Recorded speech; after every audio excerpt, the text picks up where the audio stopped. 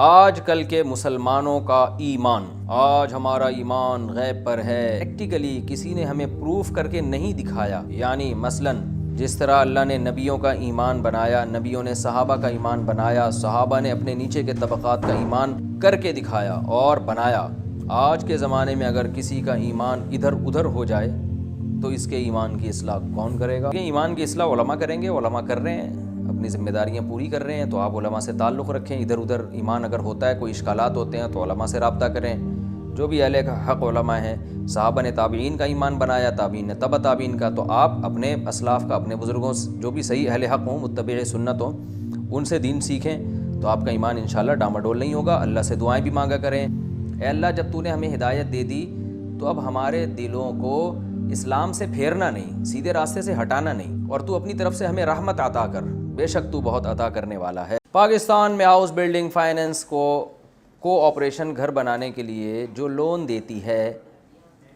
کیا وہ لینا جائز ہے یا نہیں؟ اور اگر اسلامک بینک گھر بنانے کے لیے قرض دیتا ہے تو کیا وہ لے سکتے ہیں یا نہیں؟ ذیشان آسٹریلیا سے جناب۔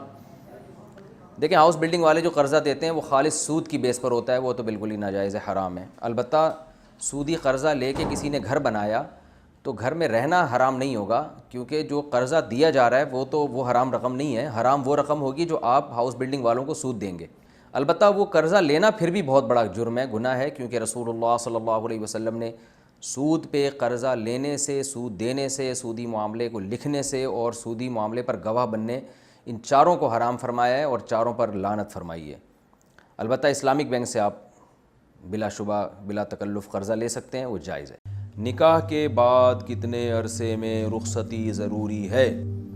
جناب محمد ذاکر صاحب، منگنی کا لفظ واقعی قرآن و سنت میں نہیں ہے، اور یہ اجمیوں کی بعد میں ایک رسم شروع ہوئی ہے۔ تو صحابہ کرام میں نکاح کا پیغام بھیجا جاتا تھا، نکاح ہو جاتا تھا یا ریجیکٹ ہو جاتا تھا، دونوں میں سے ایک ہی کام ہوتا تھا۔ تو شریعت کے جو زیادہ قریب بات ہے وہ یہی ہے کہ نکاح کریں، تو رخصتی بھی فوراً کر لیں، اس میں کیا جا رہا ہے؟ لندن بلا لیں اپنی کینیڈا بلا لیں اپنی بیگم صاحبہ کو، کیا جا رہا ہے؟ اللہ تعالیٰ نے رزق کا وعدہ کیا ہے کہ نکاح کی برکت سے رزق میں برکت ہوتی ہے، تو بلا لیں اپنے خرچے پہ، نہیں ہوتا تو آ جائیں یہاں، ایک چکر لگا لیں۔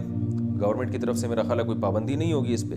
پھر بھی اگر آپ کے لیے آنا ممکن نہیں ہے، ان کو وہاں بلانا ممکن نہیں ہے، تو 2.5 سال رخصتی میں تاخیر ہو سکتی ہے، اگر دونوں راضی ہیں تو اس میں کوئی گناہ نہیں ہے۔ تو منگنی کے بجائے نکاح کو فوکس کرنا چاہیے۔ ٹک ٹاک پر نکاح۔ میری ایک بہن نے ٹک ٹاک پر ایک ویڈیو دیکھی، ویڈیو میں ایک کاغذ پر 3 دفعہ لکھا ہوا تھا قبول ہے، قبول ہے، قبول ہے۔ ویڈیو بنانے والا لڑکا تھا، اس نے آگے لکھا ہوا تھا جس نے یہ پڑھ لیا وہ آج سے میری۔ ہول سیل کے حساب سے نکاح ہو رہا ہے، یہ تو کچھ بھی نہیں ہوا، بے فکر رہیں، اس لیے کہ ایجاب و قبول جس مجلس میں ہو وہ ایک ہی مجلس ہونی چاہیے، اور ایجاب اور قبول کو اس وقت 2 گواہ یا ایک مرد 2 عورتیں سن رہے ہوں۔ تو یہاں ایجاب پر گواہ نہیں ہے، اور قبول بھی انہوں نے اس نیت سے نہیں کہا قبولنے کی نیت سے، بلکہ وہ عبارت پڑھ کے سنائی ہے ابا کو، ایسے جیسے کوئی بھی چیز لکھی، جیسے کہیں طلاق لکھی ہوئی ہے، کہیں کتاب میں لکھا ہوا ہے میں اپنی بیوی کو طلاق دیتا ہوں، اور ایک آدمی پڑھنے لگے میں اپنی بیوی کو طلاق دیتا ہوں، تو وہ تو عبارت پڑھ رہا ہے نا، اس کا مسئلہ یہ تھوڑی ہے کہ میں واقعی دے رہا ہوں۔ تو یہ نکاح نہیں ہوگا، اس سے اتنا رونے دھونے کی ضرورت نہیں ہے، ٹھیک ہے نا۔